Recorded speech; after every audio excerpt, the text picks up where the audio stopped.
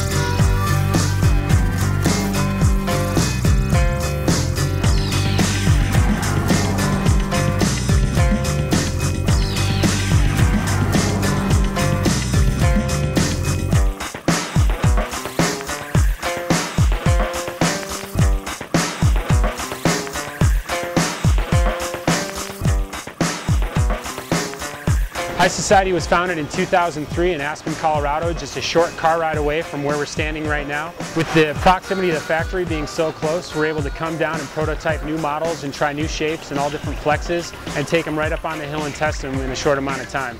We're the only snowboard brand outside of the Never Summer brand that's able to license their rocker and camber technology as well as their Vario grip.